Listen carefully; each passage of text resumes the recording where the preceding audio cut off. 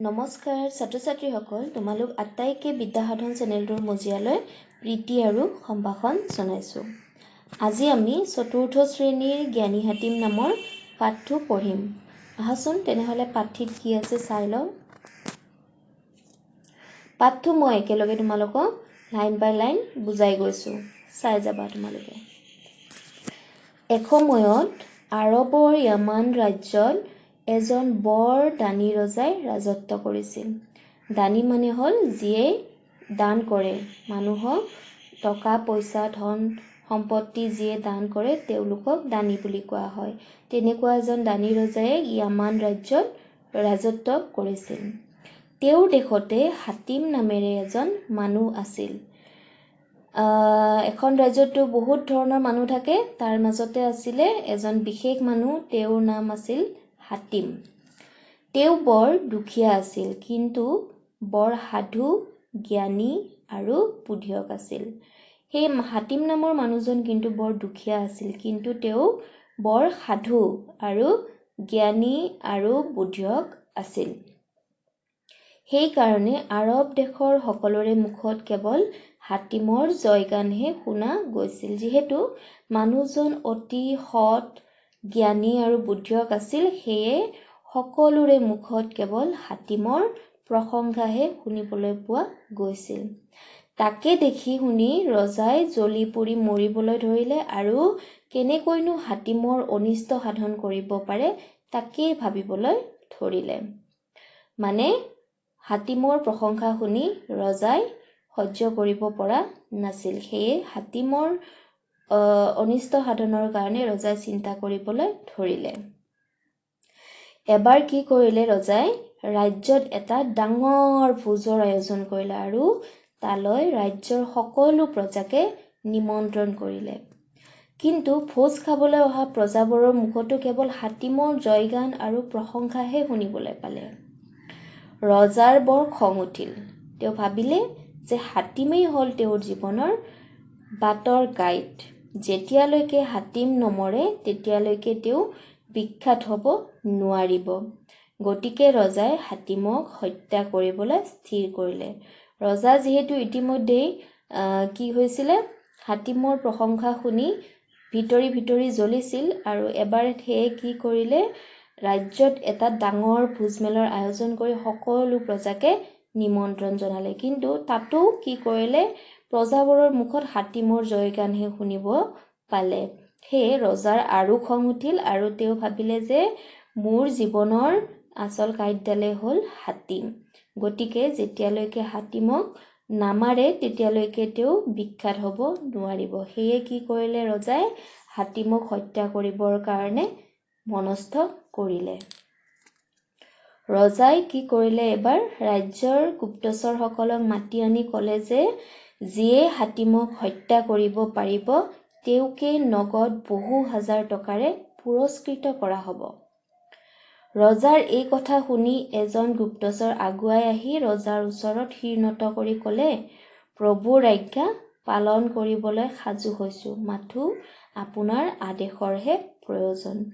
ৰজাই কি কৰিলে, গুপ্তচৰ মানে যিয়ে চোৰাংচোৱাগিৰি কৰে, যিয়ে মনে মনে মানুহৰ খবৰ বাতৰি লয়, তেনেকুৱা গুপ্তচৰসকলক মাতি আনি ক'লে যে যিসকলে বা যোনে হাতীমক হত্যা কৰিব পাৰিব তেওঁকে ৰজাই কি কৰিব, বহু হাজাৰ টকাৰ পুৰস্কাৰ প্ৰদান কৰিব।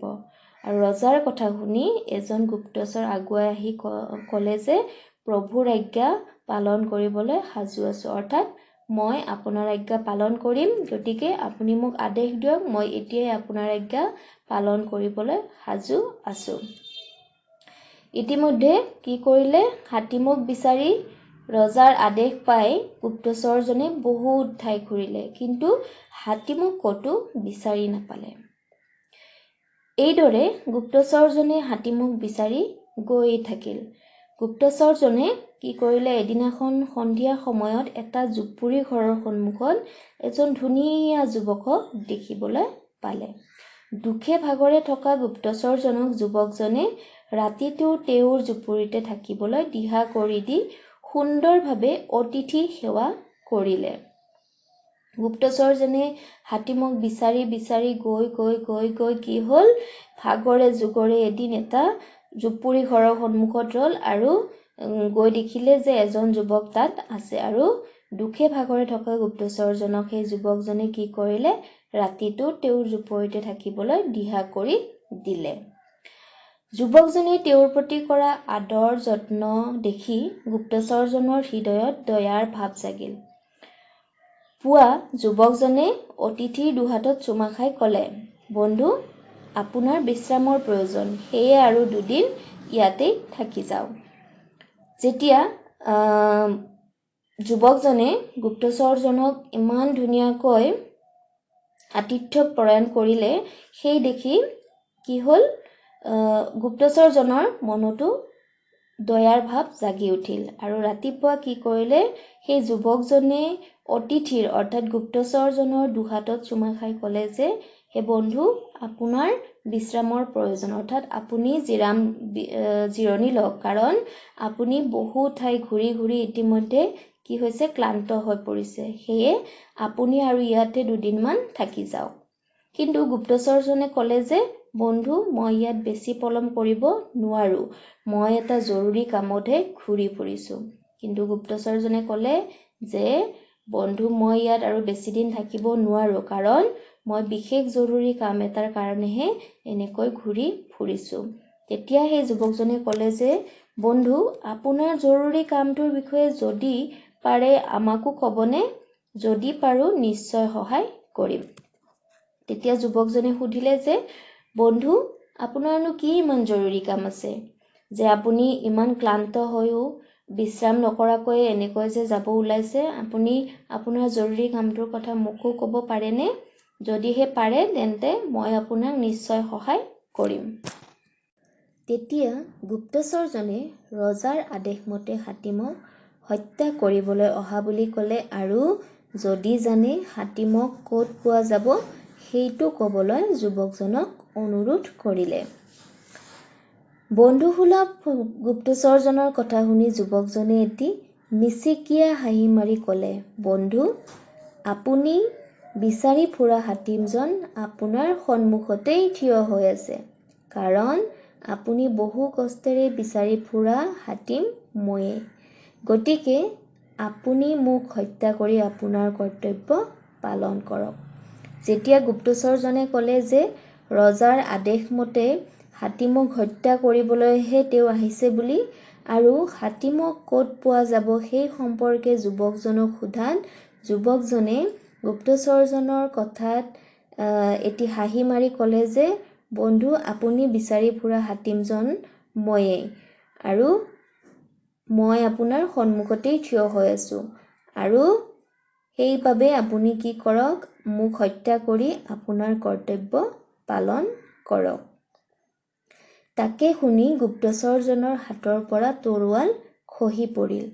তেওঁ হাতীমৰ ভৰিৰ পৰা মূৰলৈ এবাৰ ভালদৰে নিৰীক্ষণ কৰি হাতীমৰ ভৰিত দীঘল দি পৰিল আৰু ক'লে, বন্ধু, মোৰ অপৰাধ ক্ষমা কৰক।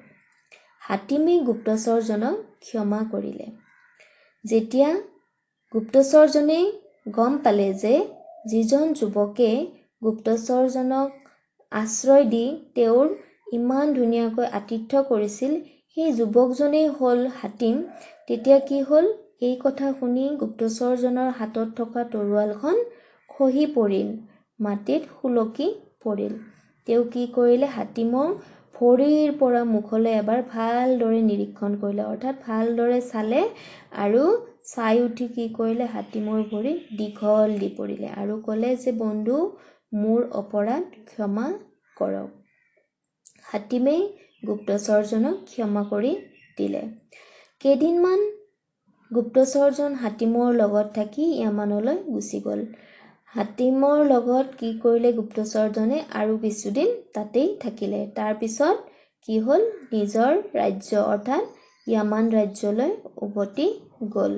ৰজাই গুপ্তচৰজনক হাতীমৰ কথা সুধিলে। যেতিয়া গুপ্তচৰজন য়ামান ৰাজ্য গৈ পালে তেতিয়া কি কৰিলে, ৰজাই সেই গুপ্তচৰজনক হাতীমৰ কথা সুধিলে। গুপ্তচৰজনে হাতযোৰ কৰি ক'লে যে, মহাৰাজ, ক্ষমা কৰিব, মই হাতীমক লগ পাইছিলোঁ, কিন্তু তেওঁৰ উদাৰতা, সাহস আৰু জ্ঞানত মই মুগ্ধ হ'লোঁ। মহাৰাজ, মই তেওঁক হত্যা কৰিব নোৱাৰিলোঁ, কিন্তু তেওঁহে মোক দয়াৰ তৰোৱালেৰে হত্যা কৰিলে। যেতিয়া ৰজাই গুপ্তচৰজনক হাতীমৰ কথা সুধিলে, তেতিয়া গুপ্তচৰজনে 2 হাত জোৰ কৰি ক'লে যে, মহাৰাজ, মোক ক্ষমা কৰি দিয়ক। মই হাতীমক লগ পাইছিলোঁ, কিন্তু তেওঁৰ উদাৰতা, সাহস আৰু জ্ঞানত মই ইমানেই মন্ত্ৰমুগ্ধ হৈ গ'লোঁ যে তেওঁক মই হত্যা কৰিব নোৱাৰিলোঁ। তেওঁহে মোক ওলোটাই কি কৰিলে, দয়াৰ তৰোৱালেৰে হত্যা কৰিলে। অৰ্থাৎ তেওঁৰ দয়াত মই এনেকৈ নিবৃষ্ট হৈ পৰিলোঁ যে মোকহে ওলোটাই তেওঁক হত্যা কৰাৰ নিচিনা হ'ল।